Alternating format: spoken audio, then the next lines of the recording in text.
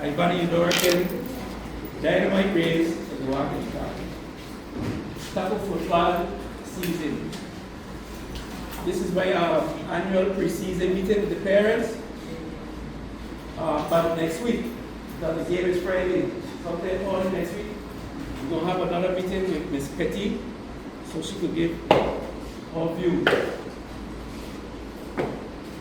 We'll start off with some housekeeping. To be a part of the tackle football team, you have to abide by all rules of the school, including academic and behavioral.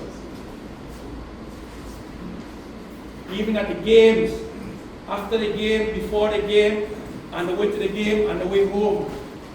If your child gets in an incident and they get themselves in trouble out there after a game, they can be suspended from school because it's a school activity.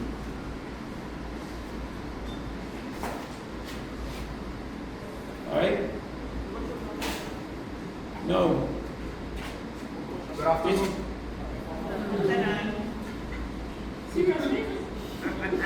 That one is yours.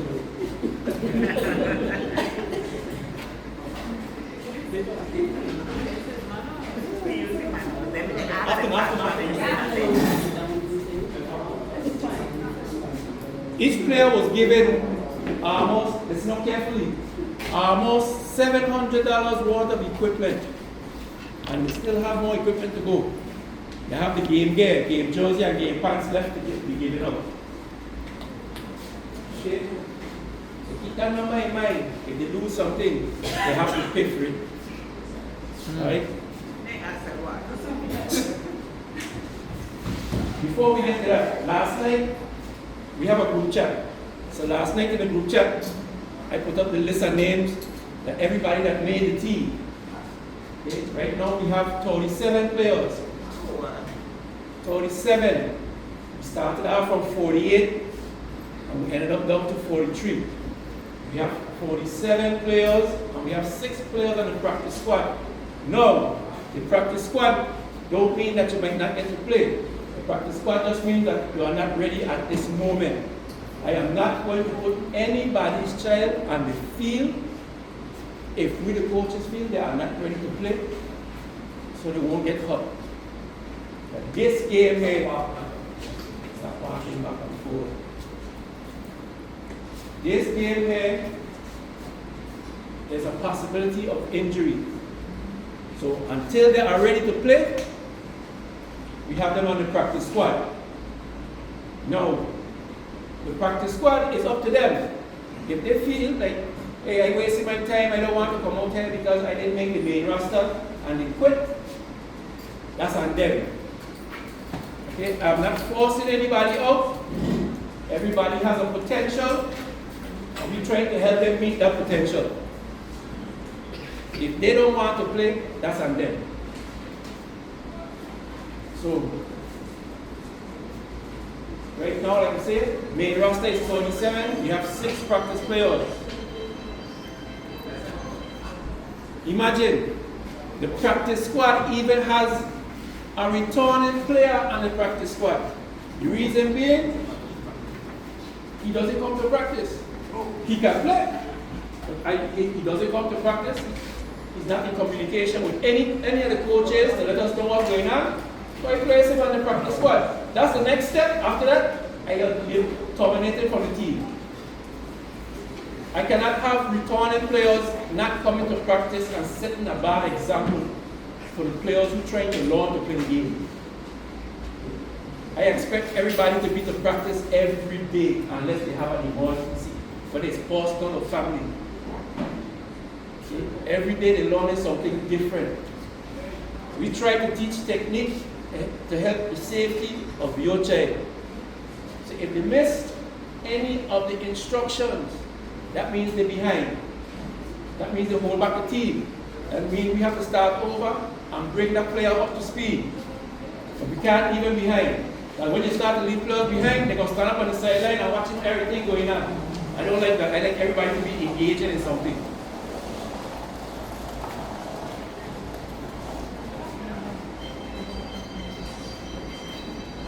Now, besides the main roster, the child has to maintain a passing average in order to play and to travel. If you're not passing, you're not playing, you're not traveling, you'll be placed on probation until you bring up your grades. We do everything within our power as coaches to try to help your child. We just try to help them find tutor if they need to. I have an open door policy. Come to me if you need help with anything. Okay? If they're not passing, they're not playing. We try to find tutoring for individuals that's having trouble with certain classes. I in turn get in contact with the administration. Administration point me in the right direction to where I can send the students to get help. We not only teach football out here at the door here. We try to incorporate some life skills. Like I say, I encourage all the players to practice every day. If you're going to miss practice, it's just like going to a job. Call a coach, let them know you're not going to make it. We have players that take it upon themselves and don't come at all and just don't show up. We are in charge of you from 4 to 6 in the afternoon every day. If you take off and I don't know where you got and then your parent called me, you guys called me or one of the coaches asking if we see your child and we tell you there wasn't a practice, they didn't even call, that's a problem. That's a problem. You have to learn responsibility. That's the biggest thing. Responsibility and accountability. They're getting to the age, soon they're going to be out of the door. They're going to be from under you guys' wing. And we try to help prepare them for the outside world. Some of them might be good enough to play college football. That's where we come in. We have to prepare them for the next step. We don't want anybody leaving from here, getting culture shock and coming back. We want you to succeed. Whatever you do in your life, we want you to succeed. We have 2 games that we're going to be playing in St. Croix. One against Complex, the other against Central High. When we are traveling, like I said, we have 37 players. Only 30 players can travel and 6 coaches. If a parent wants to go to St. Croix to watch the team play, you have to make your own reservation. Hotel, airfare, hotel, and transportation. The players will be riding in either vans or bus. I would encourage some of you to try. If you can foot the bill, try to come over and support the team. Right? It's an awesome undertaking. It's a big experience for the students when they go over. When they leave from here, I have them make 3 calls a day to parents. That sounds like a lot, right? We fly in. So when we leave, they have to call the parents when we reach in St. Croix. Call the parents when they check in the hotel and get in the room. Call the parents before they go to bed. Call the parents when they wake up. You go in St. Croix. Okay? When they get up in the morning, before the game, when they come back from the game, and before they go to sleep at night. I want you to feel comfortable knowing that your child is safe when we are traveling. We ensure the safety of every player while we are in St. Croix. Our bed check starts at 9 o'clock. 9 o'clock. You don't have to be sleeping. You have to be in the room. 9 o'clock. Where time starts from 10:30, 11 o'clock. Okay. We have 3 coaches here. 4 coaches here. 1 active duty National Guard and 4 prior military. So you know how we. Let's get on. Any questions so far? And I'm going to go back to where we're supposed to start from. And the trip to St. Croix, y'all traveling the same day as the game or the day before? No, I'm glad to be no. No. That was horrendous last year. That was Definitely was. out of this world. Our games in St. Croix will be played on a Saturday. Our games in St. Thomas will be played on a Friday night. St. Croix traveling to St. Thomas will leave Thursday, play Friday night, and go back to St. Croix on Saturday. We will leave on Friday, play Saturday night, Saturday afternoon. St. Croix don't have any lights. Saturday afternoon and come back Sunday morning. So we'll be in St. Croix. They'll be out your hair for a whole weekend. Your house will be quiet. You'll have food. Just for the weekend. But believe me, when they come back to Sunday, they're going to come back with the stomach in their hand. When I see them put on some food in St. Croix, I want to know. And you got two. I just want to know. Make how the food be going. But besides being so strict sometimes, and then we just have fun. Believe me, we just have fun.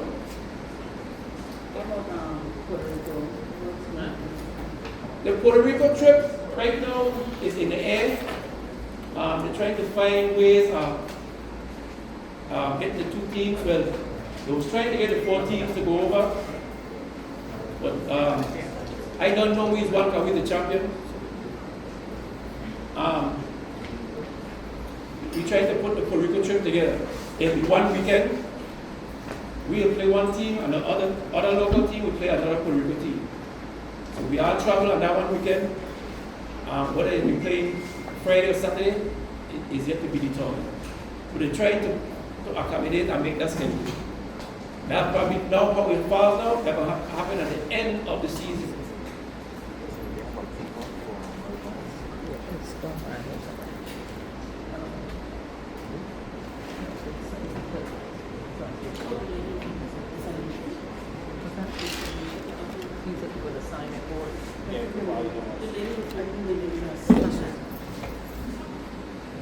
When we travel, right, I implore you to encourage your child, your student, not to work with electronic devices, laptop. We had in the past, we had players walk to St. Croix with gaming console and plug them in the TV, people on TV in the hotel room, playing Madden. To the point where I get phone calls when I reach back. They leave the card in the TV. Some leave the console in St. Croix. So we don't want anybody, if they have assignment for school and it has to be done in teams, please talk them into trying to do it on Sunday when they reach back. I don't want anybody to go to St. Croix and forget the device in St. Croix.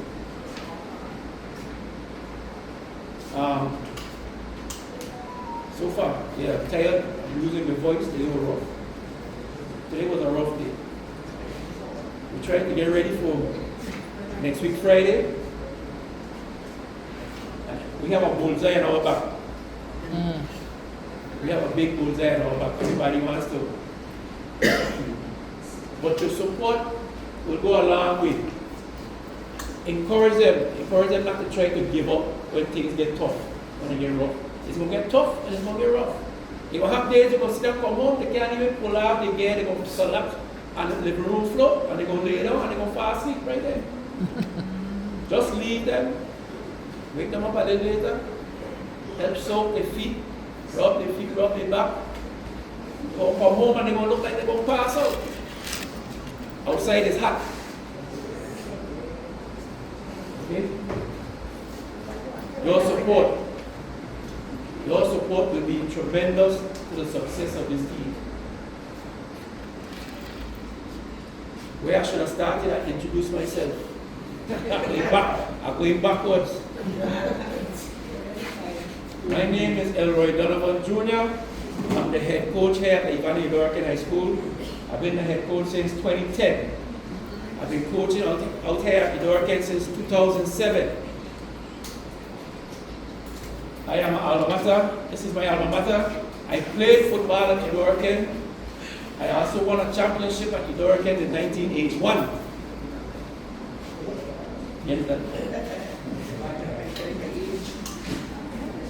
I have Against who? That guy.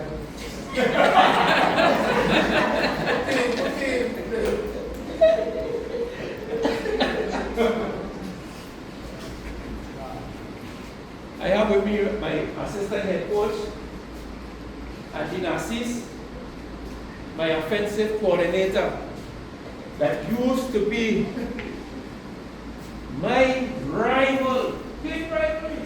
We're friends. We were friends. We talk. We sit down and we talk and we chat. But that night of football, forget it.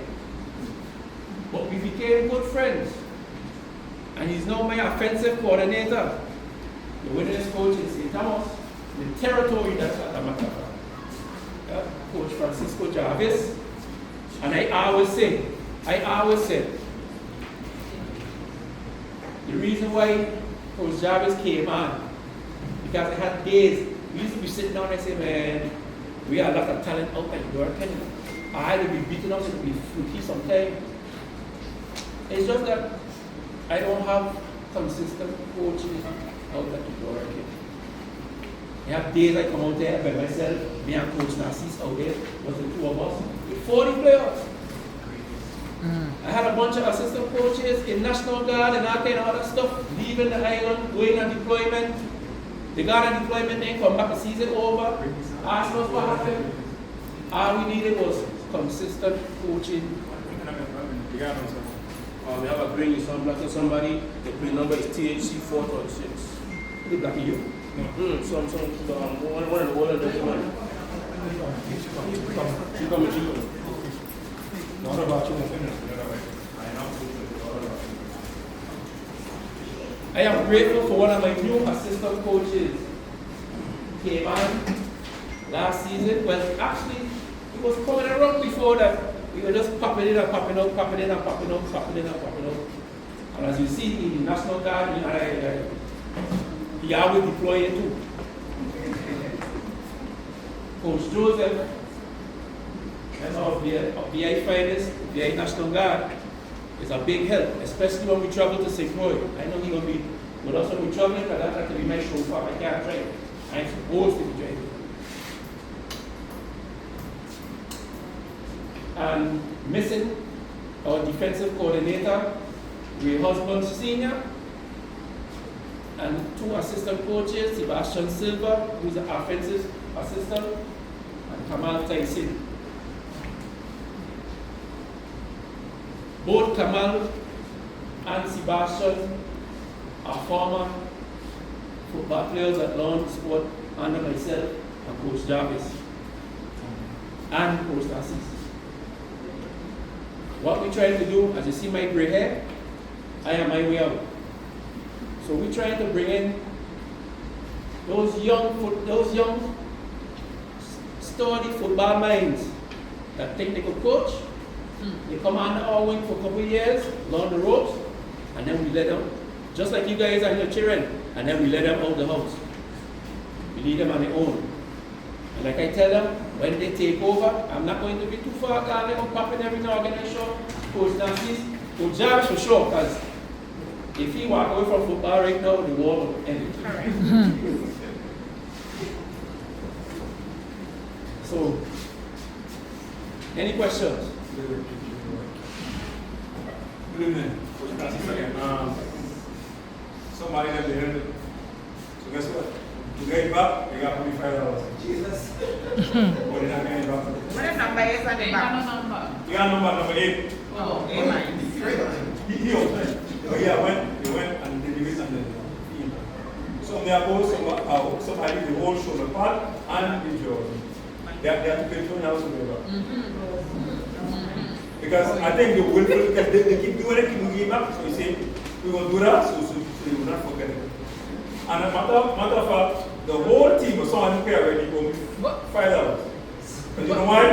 I take someone heavy, they left it here, I put it in our office, and they decide to give up to him. And nobody don't want to say who give it, so the whole team will Some of them already paid. But those who haven't paid, I tell them after today, they're going to go up in great interest. See, we just find out, they were supposed to know. So So responsibility I love and it. accountability. Love it. The money goes towards the book, St. Croix. The money goes towards the the buy team. water and ice money go St. Croix. Responsibility and accountability. Now I just say, everything they're wearing is over $700 worth of equipment. So when they start to miss equipment, I have a run list of whatever. The helmet alone is $365 for a helmet. So if they lose that, that's already 2 years old. So I mean, the You will pay for a 2-year-old helmet so I could get a brand new helmet. The value got depreciated and also a little bit. You think? I can't tell the man a BSN, tell me an old helmet. But I ain't got to worry about it. No. The one I use it. I'm just going to say I ain't got to worry about that with the one I use it. And some people don't want to show that part. Any questions?